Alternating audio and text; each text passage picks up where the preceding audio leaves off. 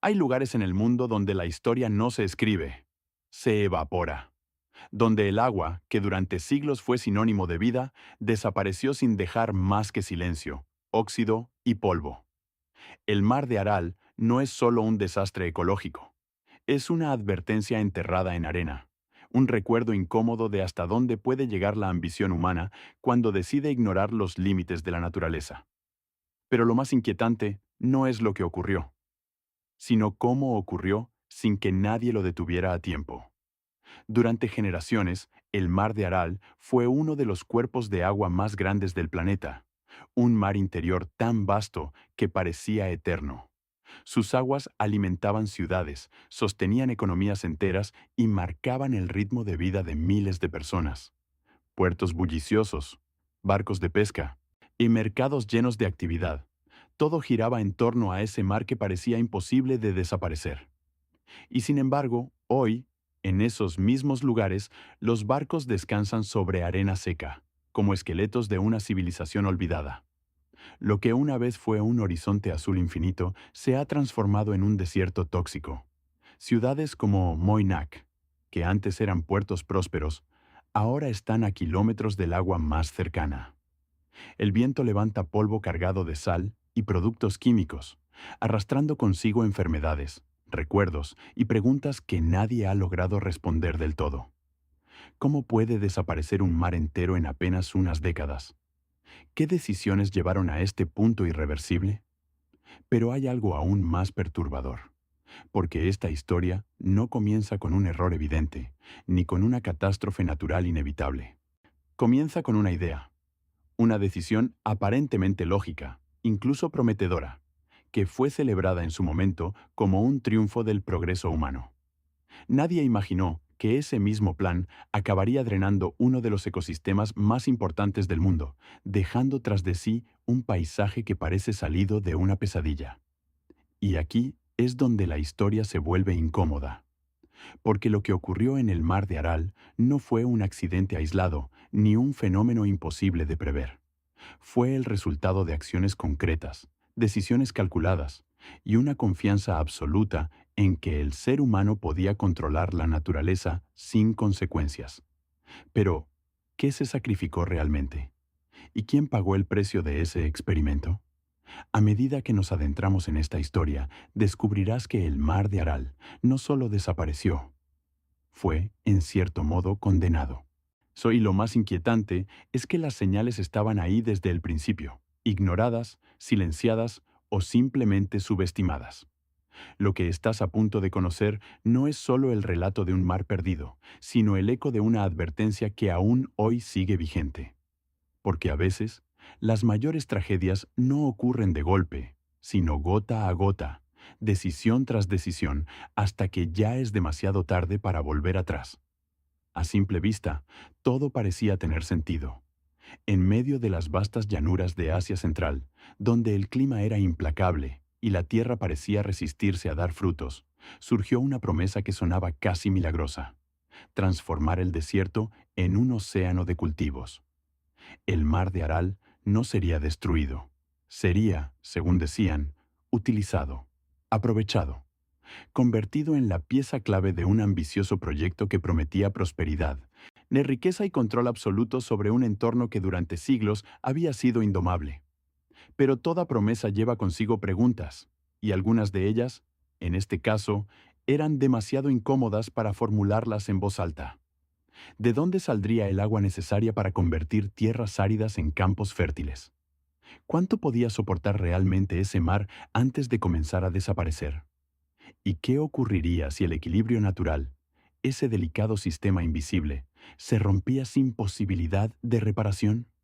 Las respuestas, si es que existían, quedaron enterradas bajo el entusiasmo de una época que creía firmemente en el poder ilimitado del ser humano. Se trazaron canales, se desviaron ríos, se redibujó el mapa como si la naturaleza fuese un tablero de juego. Los grandes ríos que alimentaban el mar de Aral comenzaron a ser utilizados para algo mucho más rentable: regar enormes extensiones de cultivos, especialmente algodón, conocido entonces como el oro blanco. Y aquí surge otra pregunta que pocos se atrevieron a plantear en su momento. Si el mar dependía de esos ríos para sobrevivir, ¿qué pasaría cuando esos ríos dejaran de llegar? ¿Cuánto tiempo tardaría el nivel del agua en descender? ¿Sería un cambio lento, casi imperceptible, o una transformación acelerada que nadie podría detener? Al principio, los cambios fueron sutiles, casi invisibles. El nivel del agua descendía apenas unos centímetros, algo que podía parecer insignificante frente a los beneficios inmediatos que traían las cosechas. Las cifras económicas crecían. Los informes oficiales hablaban de éxito, y las voces críticas, en si es que existían, quedaban ahogadas en medio del optimismo colectivo. Nadie quería ser quien cuestionara un proyecto que estaba dando resultados, al menos en apariencia. Pero la naturaleza no negocia, no firma acuerdos, no entiende de ambiciones políticas ni de promesas económicas. Y mientras los canales seguían desviando agua, mientras los campos se expandían y las cosechas aumentaban, el mar de Aral comenzaba a cambiar. Silenciosamente, casi con discreción, como si aún diera tiempo a corregir el rumbo. ¿En qué momento dejó de ser reversible? ¿Cuándo se cruzó esa línea invisible entre el uso y la destrucción? ¿Quién fue el primero en darse cuenta de que algo iba terriblemente mal? ¿Y por qué nadie lo detuvo? Porque lo verdaderamente inquietante no es solo que el mar comenzara a desaparecer, sino que, durante un tiempo, y todos fingieron que no estaba ocurriendo. El descenso del agua no fue inmediato, pero tampoco fue inocente. Hubo un momento, casi imperceptible, en el que las orillas comenzaron a retirarse más de lo habitual, dejando al descubierto franjas de tierra que nunca antes habían visto la luz. Al principio, nadie se alarmó. Era fácil pensar que se trataba de una variación natural, de un ciclo más dentro de un sistema complejo. Pero el mar de Aral ya había comenzado a perder algo más que agua. Había empezado a perder su equilibrio. Los puertos, que durante años habían sido el corazón de la actividad económica, empezaron a quedar desconectados lentamente. No de golpe, no de forma dramática, sino con una lentitud engañosa. Los barcos tenían que recorrer distancias cada vez mayores para alcanzar aguas profundas. Las rutas cambiaban, y los tiempos se alargaban, y aún así, la maquinaria seguía funcionando como si nada esencial estuviera ocurriendo. Como si el mar, en el fondo, fuese eterno. Pero no lo era. Con el paso de los años, la transformación dejó de ser sutil. Lo que antes era una anomalía se convirtió en una tendencia, y luego en una certeza imposible de ignorar. El agua retrocedía con una constancia inquietante, como si obedeciera a una lógica implacable que nadie podía detener.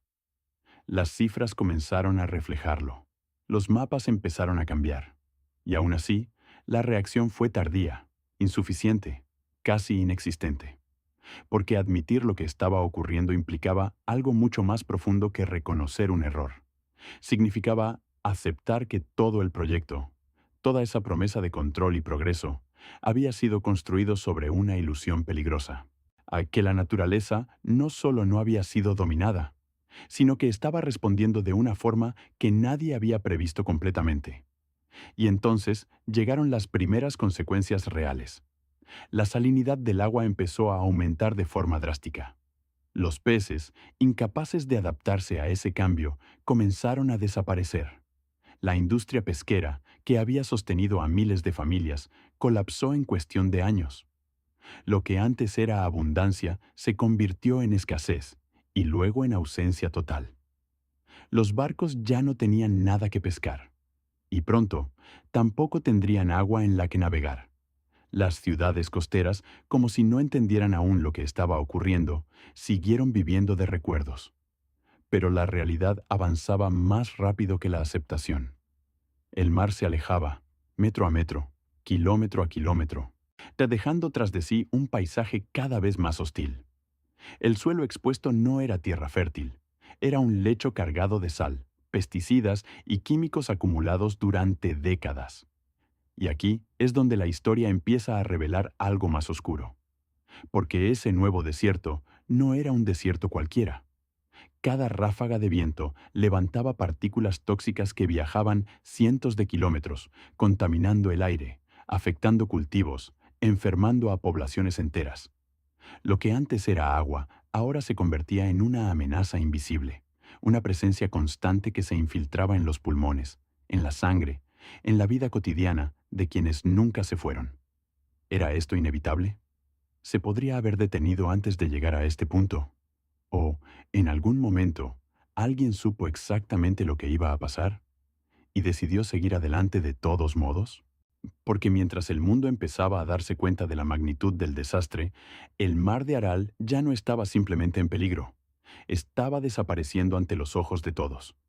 Lo más desconcertante de toda esta historia es que, cuando el desastre se volvió imposible de ocultar, ya era demasiado tarde para soluciones simples. El mar de Aral no estaba en crisis, estaba fragmentándose. Lo que una vez fue un solo cuerpo de agua, comenzó a dividirse en partes aisladas, como si el propio mar estuviera rompiéndose en silencio, incapaz de sostener su propia existencia. Primero se separó en dos, el Aral Norte y el Aral Sur. Luego, el sur se fragmentó aún más, reduciéndose a lagunas dispersas que apenas conservaban la memoria de lo que fueron.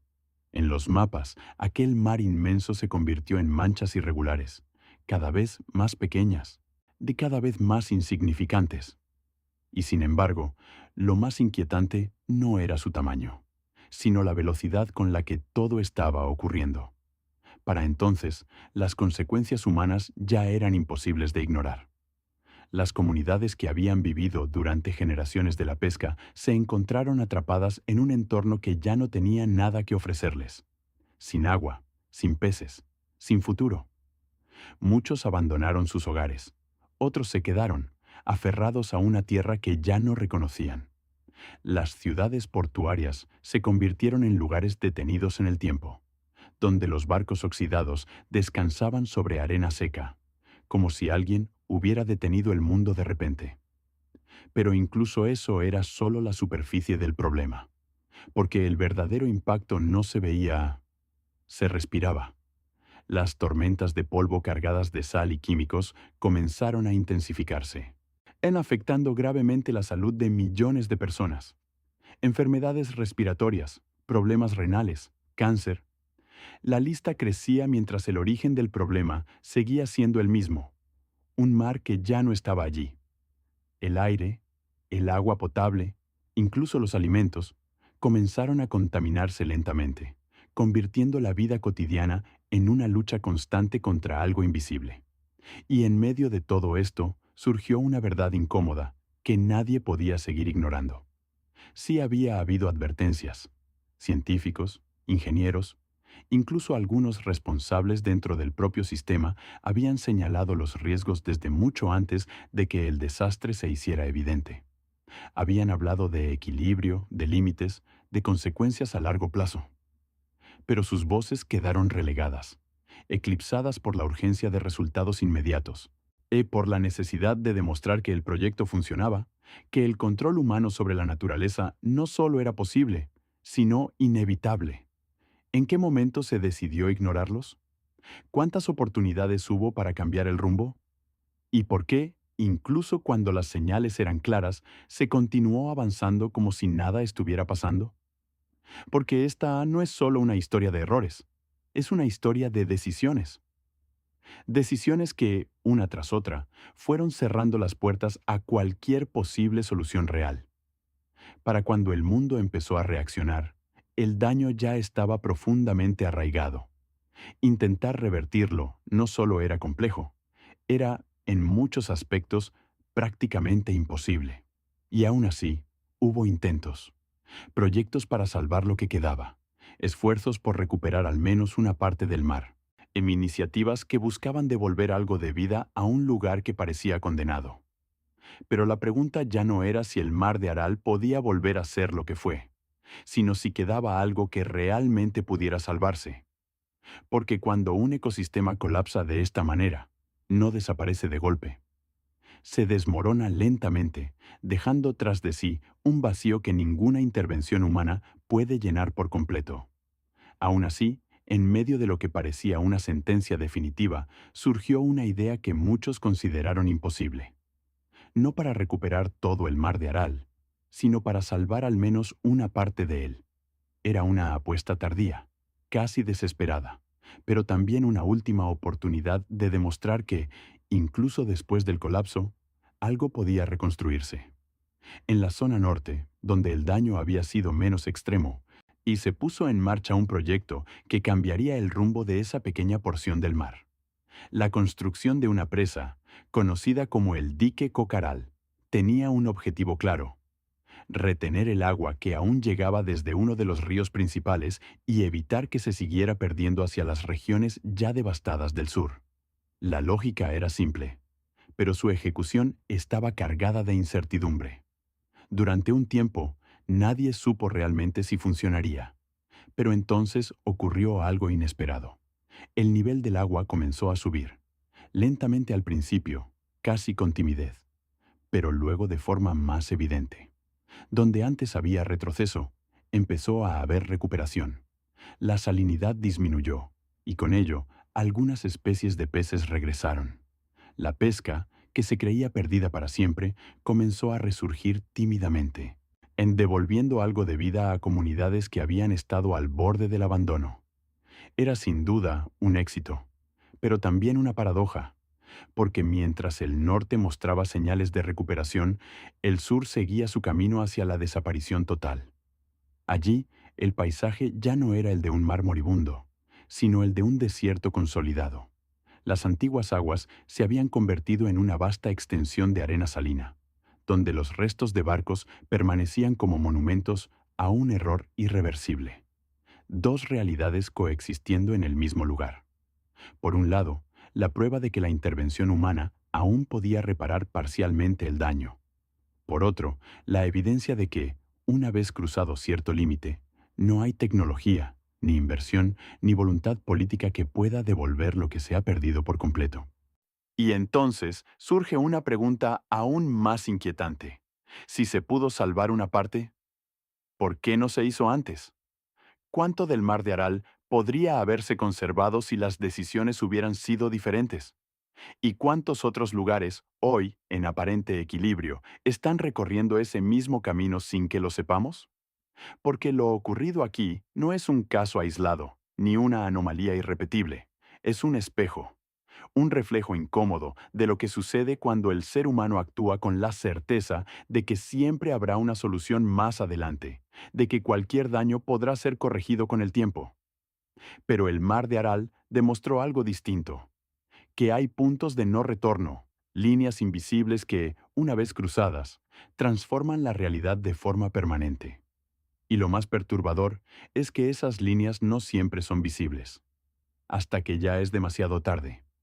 Hoy, si alguien viaja hasta lo que queda del mar de Aral, no encontrará simplemente un paisaje alterado, encontrará una ausencia, un vacío tan inmenso que resulta difícil de comprender sin verlo con los propios ojos.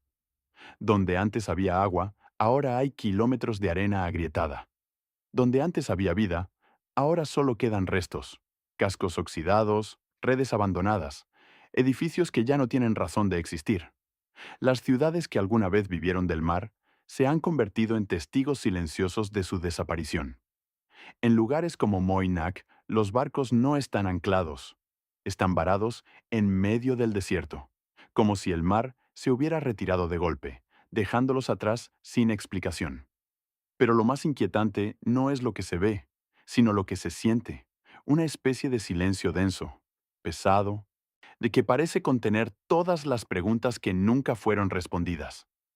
Porque este lugar no solo cambió el paisaje, cambió la vida de millones de personas. Generaciones enteras crecieron viendo cómo el horizonte se alejaba cada año un poco más. Niños que nunca conocieron el mar que sus abuelos describían, familias que tuvieron que abandonar su hogar, comunidades enteras que desaparecieron lentamente, igual que el agua que las sostenía. Y sin embargo, lo más perturbador de esta historia no es el pasado, es el presente, porque el mar de Aral no es solo una tragedia que ya ocurrió, es una advertencia que sigue vigente, Una prueba real de hasta dónde puede llegar el impacto humano cuando se subestima el equilibrio natural. En un mundo donde los recursos se explotan cada vez más rápido, donde los ecosistemas se transforman en nombre del progreso, la historia del Aral resuena con una claridad inquietante. No fue un desastre inevitable, no fue un accidente imprevisible, fue el resultado de decisiones. Decisiones que, en su momento, parecían correctas, incluso necesarias, pero que, acumuladas, terminaron por borrar del mapa uno de los mares más grandes del planeta. Y eso es precisamente lo que hace esta historia tan incómoda, porque no pertenece solo al pasado, ni a un lugar remoto. Es una posibilidad que existe, latente, en muchos otros rincones del mundo. Así que la próxima vez que escuches hablar de progreso, de desarrollo, de transformar la naturaleza para beneficio humano, recuerda este lugar. Recuerda que hubo un mar. Recuerda que desapareció. Y sobre todo, recuerda que nadie pensó que algo así pudiera ocurrir. Hasta que ocurrió. Si quieres seguir descubriendo historias como esta, historias que no siempre se cuentan, que incomodan, que revelan lo que muchos prefieren ignorar, suscríbete, porque hay verdades que siguen ocultas, esperando a ser contadas.